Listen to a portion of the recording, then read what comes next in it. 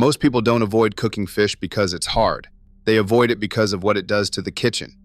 The smell that hangs around until the next morning, the oil spitting across the stove, the fillet that sticks, tears, and falls apart the second it gets touched. Fish is one of the easiest things in the world to cook and one of the most intimidating to actually make, and the gap between those two is almost entirely about the mess. A Japanese cook doesn't have that problem.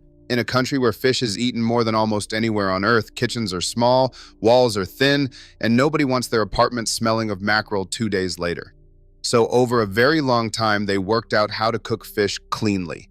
No lingering smell, no oil spitting across the stove, no fillet welded to the pan.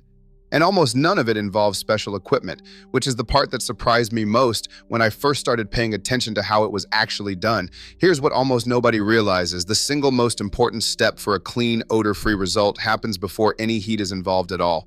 It takes about 10 minutes, and it quietly solves the smell problem before the pan is even warm.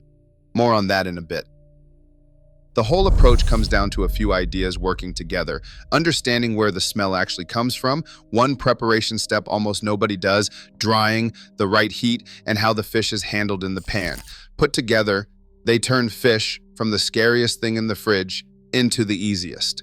Start with the smell, because understanding it is what makes everything else make sense. That strong fishy odor comes from a specific compound called trimethylamine, which builds up on the surface of the fish as it sits. Fresh fish has very little of it, but even a day in the fridge lets it accumulate, and heat then sends it airborne, which is the moment it fills the whole kitchen. The smell people associate with cooking fish is largely the smell of that surface compound hitting a hot pan. This matters because it points straight at the solution. If most of the smell lives on the surface of the fish, then dealing with the surface before cooking removes most of the smell before it ever has a chance to spread. Western cooking mostly ignores the surface and tries to cover the result with lemon or sauce afterward. Japanese technique goes after the cause directly, at the start, while it can still be controlled. And that's where the actual method begins. It's the step that does the heavy lifting, the one promised at the start. Salt. A light, even sprinkle of salt over both sides of the fish, 10 to 15 minutes before it cooks. It looks like seasoning. It's actually doing something closer to a deep clean. As the salt sits, it draws a thin layer of moisture out of the surface of the fish, and that moisture carries the smell compounds along with it. After 10 minutes or so, small beads of liquid appear on the surface, and that liquid is exactly what would have filled the kitchen with smell later. It gets patted away with a paper towel, and taken with it goes the source of the odor. There's a second thing happening at the same time. That same salt firms up the flesh slightly, tightening the surface, which later helps the fish hold together in the pan instead of falling apart. One quiet step, sitting on the counter, solving the smell and the sticking at the same time before the stove is ever touched. No pan technique can undo a fish that was never prepped. This is the step that decides most of the result. How much the salt matters depends on the fish, and this is worth knowing before moving on. Freshness does a lot of the work on its own. The smell compound barely exists on fish cooked the same day it's bought, and it climbs the longer the fish sits, which is why the same person can cook fish twice and have it smell mild one night and overpowering the next without changing a thing. Oily fish like mackerel, salmon, and sardines build up more of it than lean white fish, so those are exactly the ones where the salting step earns its place, and exactly the ones people give up on after one smoky, smelly attempt. A properly salted mackerel and one thrown into the pan wet are barely the same dish. But salting is only half the trick. The next mistake is the one almost everyone makes, and it undoes everything the salt just accomplished in a single second.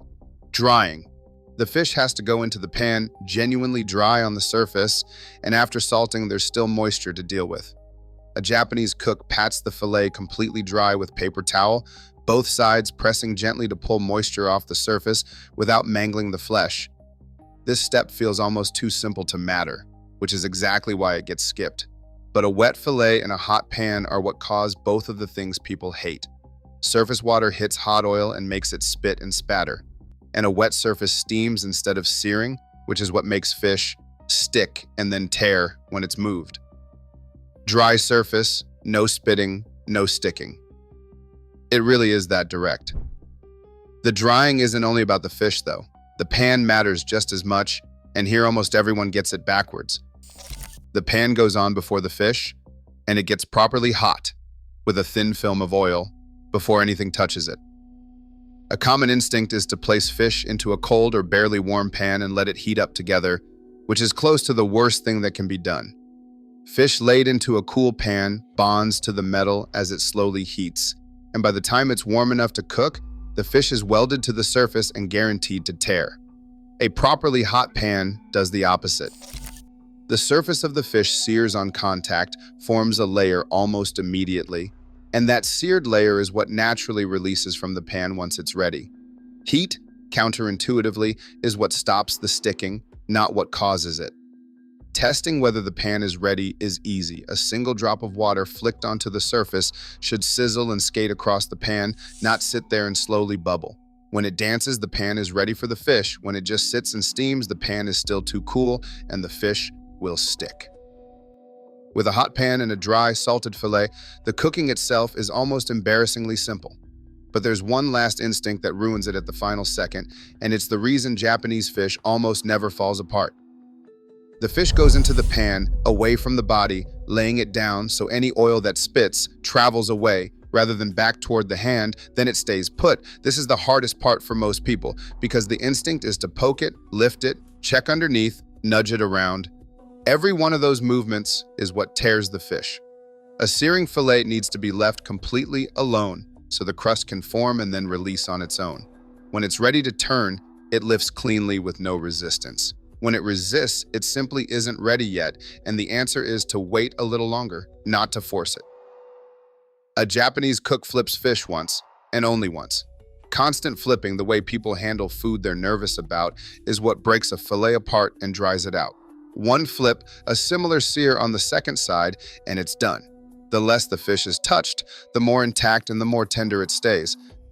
That restraint carries all the way to the finish, and this is where the last of the smell gets handled.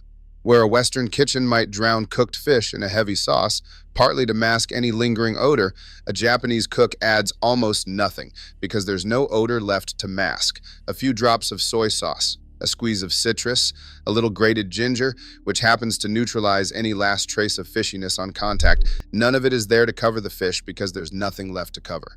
The smell was dealt with at the very start, on the counter, 10 minutes in. Step back and it's really one idea repeated. The smell lives on the surface, so salt pulls it off before cooking. The salt firms the flesh, so it holds together. Drying stops the spitting and the sticking. A hot pan sears instead of bonding. One flip keeps the fillet whole. And the light finish lifts it because nothing needs hiding. None of it needs a tool that isn't already in an ordinary kitchen. What gets me is how little of this is actually cooking. The smell is solved on the counter. The sticking is solved before the fish even moves. The real work is front-loaded into 10 quiet minutes most people skip.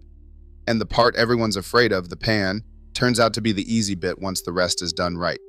Try it once with something plain, a fillet of salmon or a piece of white fish sitting in the fridge. Salt it, wait 10 minutes, wipe it dry, get the pan hot, lay it down, leave it alone, flip it once.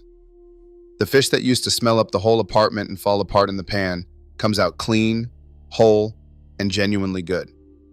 And once fish stops being intimidating, it changes what's possible on an ordinary weeknight, because the thing standing between most people and one of the fastest, healthiest meals there is was never the cooking. It was the mess, and the mess was always avoidable. People think Japanese cooking is about secret ingredients. Most of the time, it's about doing ordinary things 10 minutes earlier. That's the whole idea behind this channel, one dish at a time. The next piece takes on the ingredient people overcook more than any other, and the fix, once again, turns out to be something that happens before the heat ever gets involved.